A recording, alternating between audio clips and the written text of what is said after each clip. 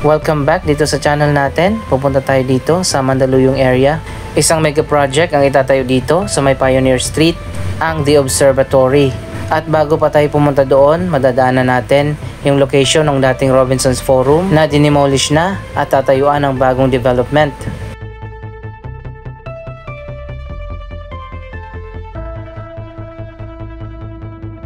Ayan guys, makikita nyo naman malalim na yung hukay dito at sinisimulan na nga itayo ang bagong project.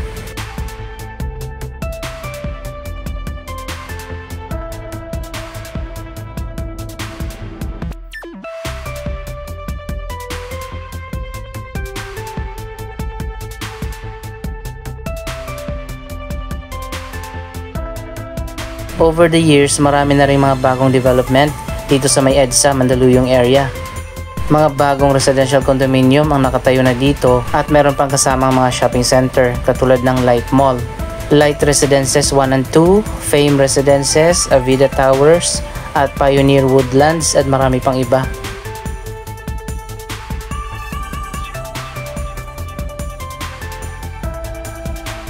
Ito na ngayon yung dating location ng Robinson's Forum. Most likely sa tingin ko isang bagong Robinson's Mall din, pero may kasama na residential building o di kaya office building or both sa taas nito.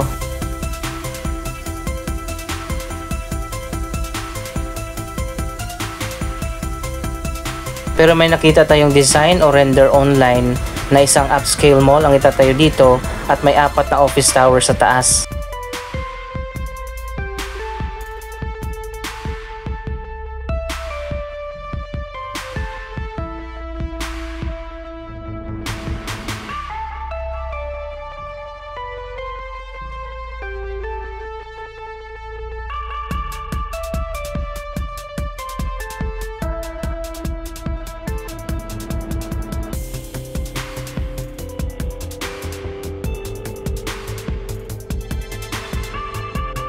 Samantala, isang mega project naman ang itatayo dito sa Pioneer Mandaluyong area, ang The Observatory. Ito ay isang proyekto ng Federal Land at ng Nomura Real Estate.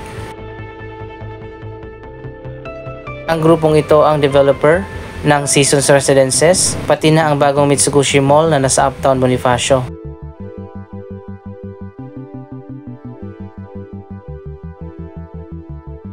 So ayan guys, nandito na tayo sa area kung saan itatayo ang isang mega project, ang The Observatory.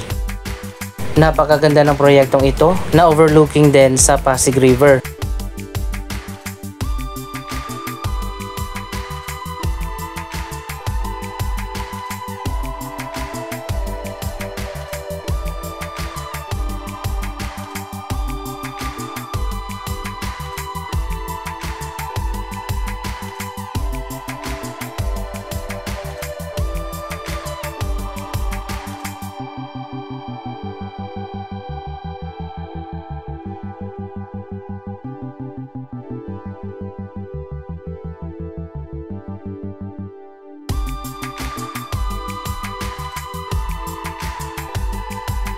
Nasa 4.5 hectares yung lawak ng area na ito. Natatayuan ng isang mega project, ang The Observatory.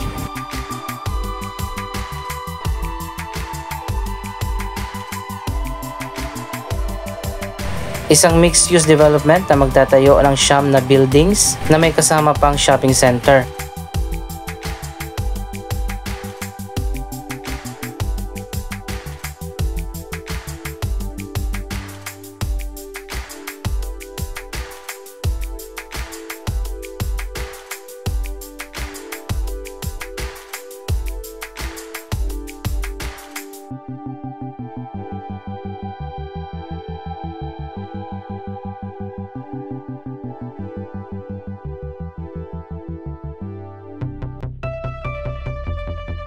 So ayan guys, inilagay na dito yung poster ng The Observatory. Ito yung unang tower na itatayo nila, ang Sora Tower, na ngayon ay pre-selling na.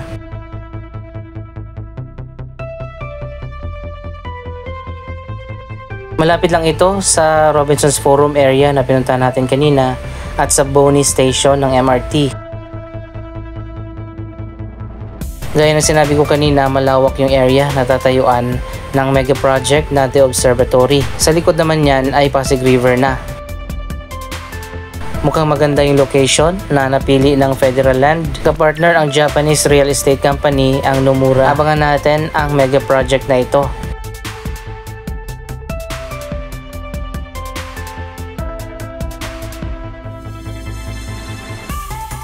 Ngayon naman didiretso tayo dito sa Kalayaan Bridge, also known as BGC Ortigas Link Bridge, at kumustahin naman natin ang tulay na ito. Few months ago, pumunta tayo dito at punong-puno ng vandalismo ang bagong tulay na ito.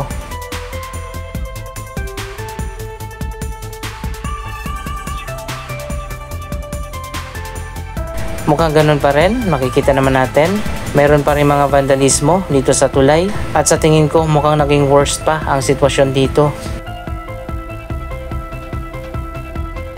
Hindi ko rin alam bakit hanggang dito lang yung pedestrian lane at mapipilitan ka ng dumaan dito sa gilid na napakaliit lang yung daanan at pwede kang mahagip ng mga sasakyan.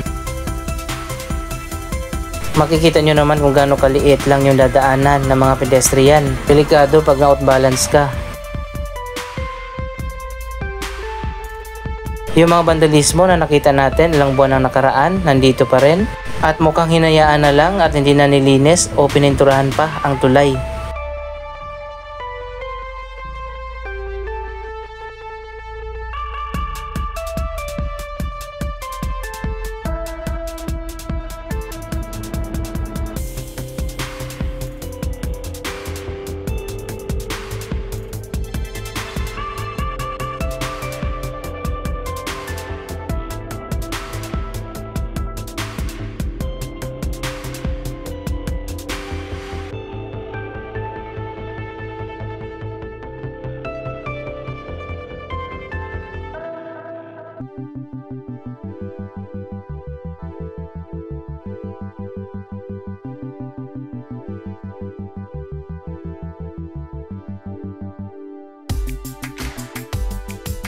I-check muna natin ang sitwasyon dito sa ilalim ng tulay. Meron na palang nagbabantay dito at nawala na yung mga nakatambay dito, pati na yung nagsisimula ng magtayo ng mga bahay-bahayan.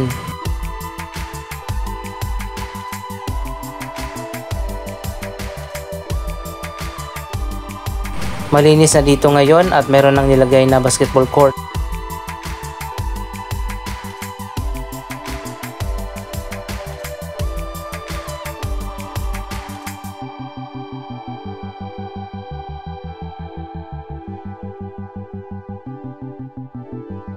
Mabuti naman at meron na pala nagbabantay dito sa ilalim para mapanatili na malinis at hindi mapuno ng basura ang ilalim ng tulay.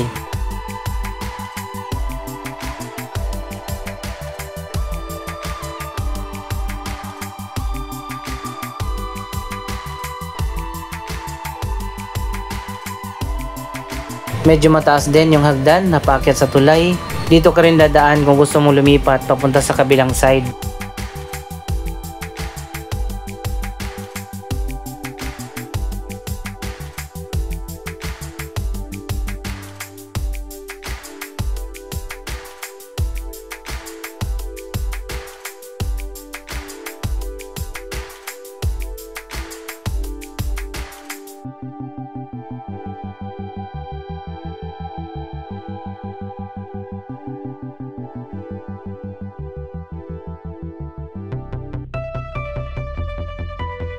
Patawid na tayo sa kabilang side ng tulay, papunta ng Bonifacio Global City. Ibang-iba na talaga yung itsura ng Kalayaan Bridge mula nung una itong binuksan at sa itsura nito ngayon.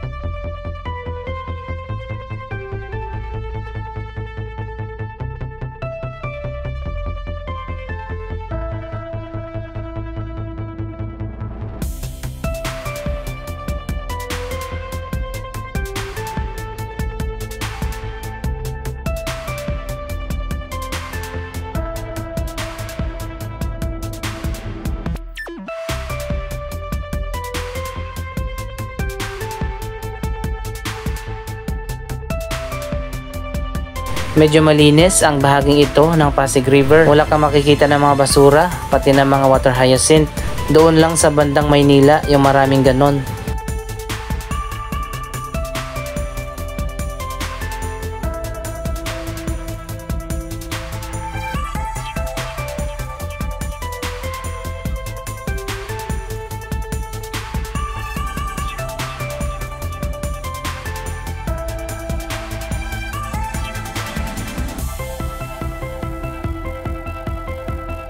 Dito lang yung location ng The Observatory na pinuntahan natin kanina. Overlooking siya sa Pasig River.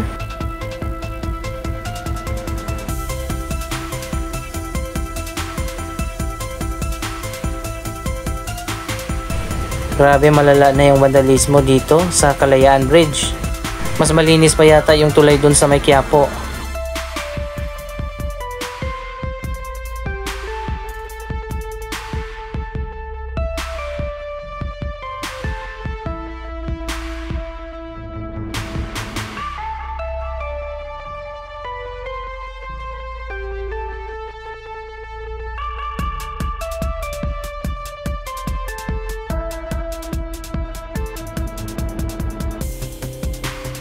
Ito pa naman ang tulay na papunta sa Bonifacio Global City. Tapos ganito yung makikita. Pati na doon sa kabilang side, malala din yung vandalismo.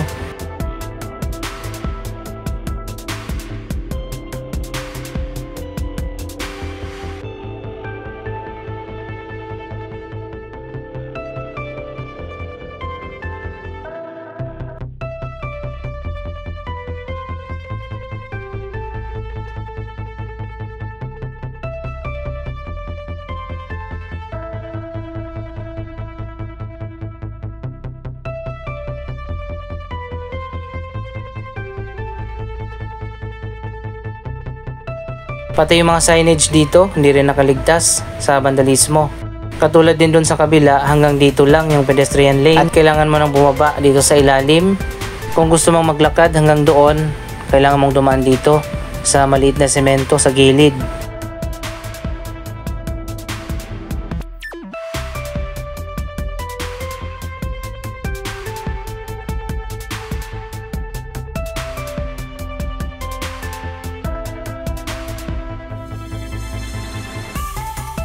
Mas grabe dun sa kabila, oh. Kulay itim na talaga yung wall.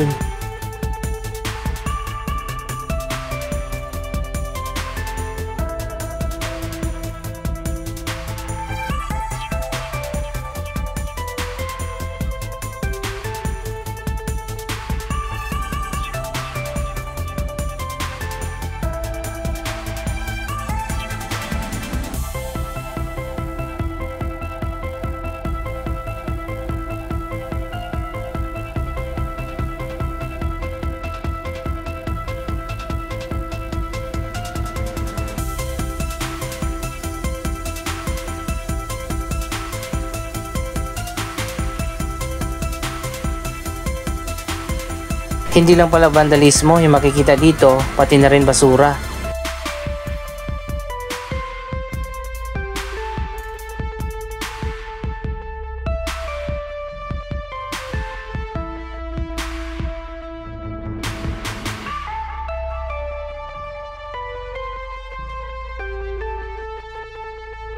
Ito naman yung kabilang side ng tulay na nandito na sa Makati.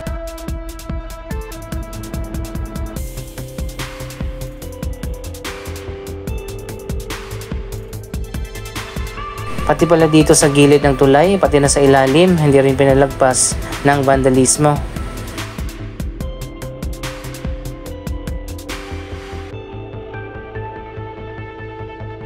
Anyway, wala na tayong magagawa dyan at mukhang hinayaan na lamang na ganyan na dahil kapag pininturahan pa ulit yan ng kulay puti at dudumihan na naman, ganun din ang mangyayari.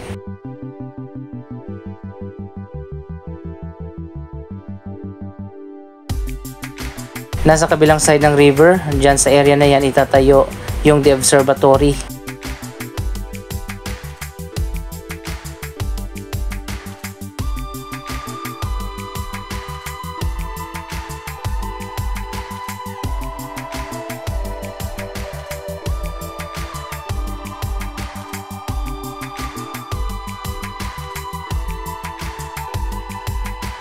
Anong masasabi nyo sa mga bagong developments dito sa Mandaluyong, pati ng sitwasyon dito sa Kalayaan Bridge? Mag-comment lamang dyan sa baba ng inyong mga reaksyon. Maraming salamat sa inyong panonood. Don't forget to like, share, comment at subscribe. Thank you for watching!